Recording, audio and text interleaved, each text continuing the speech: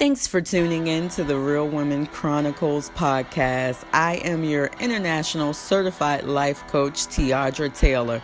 The sole purpose of this podcast is to get you from where you are now to where you want to be. Yes, it's time to break chains and to get unstuck. Thanks again for joining in. Let's begin. Hello. Thank you guys for joining in to yet again another week of the Real Women Chronicles podcast. If you are joining in for the first time, I go by the name of Coach T. I am your certified life and relationship coach. Listen, guys, this week I am truly honored to have a guest on my podcast. She goes by the name of Melisa Keenan. She is a CEO, keynote speaker, and USA Today best-selling author. And we have her right now, right here on the Real Women Chronicles podcast. Hi, Melisa. Welcome. Hi. Thank you so much for that beautiful introduction. No problem. You absolutely deserve it. So for those of my listeners who are not familiar with who you are, give us a little spiel about who you are and what you do. Yeah. So I have been in this field for the last 4 years and have been working with business women to help them use their feminine energy as their 10x growth strategy.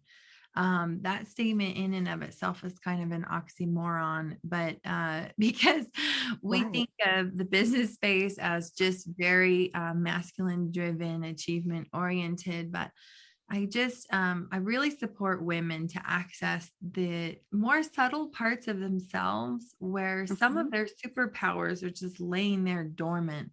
And then to utilize that in areas in their relationship, when it comes to sex, and when it comes to business and their leadership in the world. Wow. That is a very, very unique topic because we actually talk about feminine energy a lot. And I noticed that nowadays we are in a culture, in a society where women are being accused of being too masculine. So that being said, that's what Melisa and I actually want to touch on today. We want to touch on the power of feminine energy on today's podcast. Now, listen, Melisa, let me ask you a question. In a society, right, where women are often forced into more masculine roles, we're forced into being single mothers. How do we maintain that feminine energy? Yeah, I don't even think it's a question of maintaining it. We have to find it again. We really have to rediscover what the crap it even is. And I think for most of us, we have so many counterfeit ideas of what feminine energy is that it can feel shallow. It can feel like just another box that we have to check off or put ourselves into. And in most extreme cases, it can feel dangerous to be in feminine energy. That's how I felt all growing up. It's like, this is not safe. And on the outside, yes, I'll do my hair, I'll be cute, whatever, I'll wear short skirts and whatever I thought was feminine, right? But on the inside, I was like, don't mess with me. And I don't let people see my heart. And I don't let people see, who I really am, because it's not safe. Right. And so I've noticed that. Yeah. Right. We have to actually, it's not so much the phrase women are too masculine actually bugs me because it makes it sound like she's doing something wrong. Right. It's like, oh, here's another way that you need to fix yourself. And the commercials do a good enough job of that alone. Right.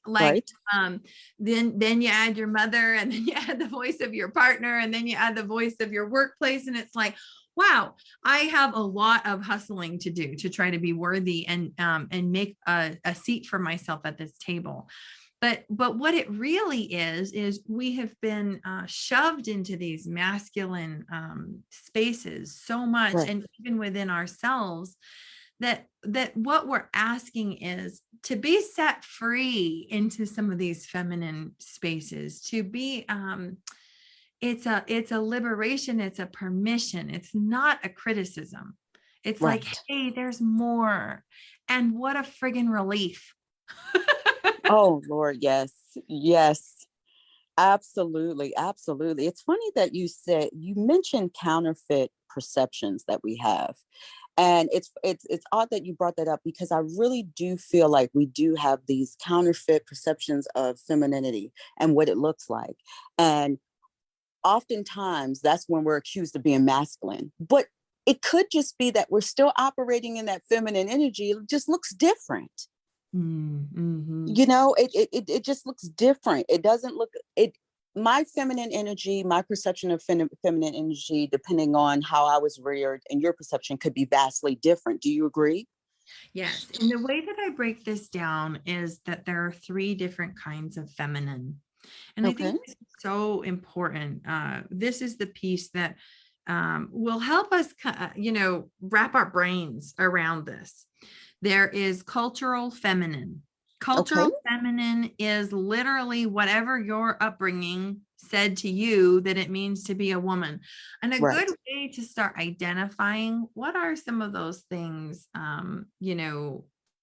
to really identify, like, do I actually align with those? Are those even things I care about or not? Is Right. ask yourself, what have I been taught that it means to be a good woman? And that could Mm, be whether it comes from, whatever your school environment, it could be from, mentors, church environment, religious environment, from parents, from media, from friends. What have I, throughout my life, seen that it means to be, and specifically the phrase is a good woman, because oh my right. gosh, that's like nails on a chalkboard again Oh to me, yes. Yes, right? it is. So it's Yes. so important that we identify that stuff. I mean, people will reach out to me, and I do get a little nauseated by this too, where they'll be like, yeah, I just haven't been very feminine, and I see these women with pink nails, and then, Right. and can you teach me how to do makeup? And I'm like, no, that is not Oh, what I am spending my time doing. Go to a Mary Kay consultant. right. Like, Right. No, no. Oh, but again, wow. like, that's a great example of something that we've been taught. And we honestly, oh my gosh, put so much stock into that stuff as if it's, I mean, because I even have found myself doing that at times when in my marriage, I felt like my husband's not paying as much attention to me anymore, or he's, Right. he seems distracted, or, he used to want sex all the time and now he doesn't, or whatever, Right. right? Go through these ebbs and flows. And I would find myself going, oh, I better shave more often, or I better, Right. stuff that honestly most men could care less. Exactly. They could care less. Absolutely. And it really has nothing to, our connection has nothing to do with that. So cultural feminine, that's our first kind. Okay. Then our second kind of feminine is feminine energy. Okay. Feminine energy is, we put context around this when we think of yin and yang, Okay. where yang would be masculine energy, yin would be feminine energy. And these are principles that have existed for thousands of years, in ancient philosophies, these have existed. And so yin energy, or feminine energy in that context, is it's being rather than doing, Okay. a softness rather than a harshness. It's flow, rather than structure. It's going inward rather than going outward. Okay. It's you can kind of start to gain a sense of what this is, right? Where masculine is focused more on achievement and producing, and focused, driven, action oriented, and feminine is more about the essence of who you're being, Okay. and then what you're doing as a result, right? So this is the second kind of feminine, is feminine energy. And there might be some overlap with culturally what you've seen and heard of feminine, and then there's some very big differences. For instance, I think most women, especially if you were raised in a Christian environment, Mm-hmm. uh, we think that giving is very feminine. It's like the women are supposed to serve and give. And Right. do you agree? Have you seen that? Oh yeah, definitely. Giving is Definitely. actually a masculine energy characteristic. Really? Mhm. It's Okay. receiving is the feminine counterpart to that. Ooh, that's deep. That's deep. Right. So Okay. that shows up in ways like we have trouble asking for help. We have trouble receiving help when we get it. We don't even like people to hold the door for us anymore, whatever. Right. Like that's how that kind of shows up. So is that clear? Second kind of feminine? Absolutely. Okay. Absolutely. Third kind of feminine is what I call divine feminine. Okay. And I think when people hear divine feminine now, because this is such a trend phrase that is being thrown around out there, we think of like a yoga teacher who is just like all hippy dippy. There's incense floating around her all the time. And she, she doesn't commit to anything. She doesn't have a set schedule. She just Right. blows around and is like kind of flighty and you can't depend on her. And, Right. Goes with the wind. right. And this is actually not what divine feminine is. Divine feminine is actually found deep within us. And this goes back to what you were saying, Coach T, about my kind of feminine expression is different than your kind of feminine expression. Exactly. Because Absolutely. what I firmly believe, and I always say to people, don't take what I believe and just take it at face value, but just I invite you to plant it in you and see how it resonates. Right. I believe we all have the capacity to become as God is. And I believe that's true for women and for men. And Absolutely. there is a deep potential within us. And so when we explore what our divine feminine is, it encompasses every part of us, and particularly the parts that we've locked away. Absolutely. So it's a blend of masculine and feminine. It's like a dance. And in this space, we're not sitting around analyzing, am I being masculine right now or am I being feminine? No, Right. are in our body, we are simply being, and we are showing up. And as we are in that beingness, we take inspired action. Absolutely. Wow. Wow. I had to take and write these 3 feminine energies down because I literally, Melissa, I never thought about it that way. Like we just all we were always so black and white. Like either you're feminine or you're operating in your masculine energy. And like you said, sometimes it depends on many different factors and how that shows up. And I'm glad that we're doing this episode because I think, especially with the younger generation of women and men coming up, and so much talk about feminine and masculinity and even just different roles being played within the household, it's important for us to be comfortable in that divine energy that God gives us first.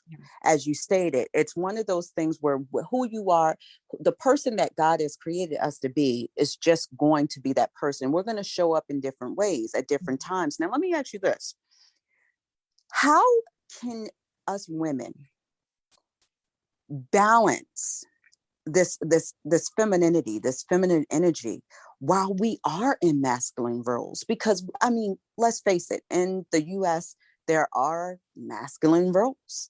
The head of the household is said to be a masculine role, and you have a lot of mothers out there that weren't married, right? So they've taken, and they're raising sons, right? So they have to almost morph into these masculine roles in order to raise a man. What would you tell those women out there who are looking to balance or maintain that feminine energy while being the head of the household or a business owner or a single mother? Yep. And this is such a pertinent question because, so, I work with women. I've worked with attorneys before. I work typically with business owners, real estate brokerage owner. She owns a massive corporation with 30 employees, or right. And so these are spaces where not only does she need to be in her masculine, like the world needs her gifts. The world needs her masculine energy.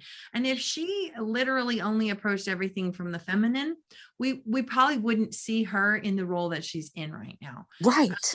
Right. And so And then, yes, I've worked with many single moms, and this is a big question that comes up because I think often single moms, especially, can feel like this isn't fair.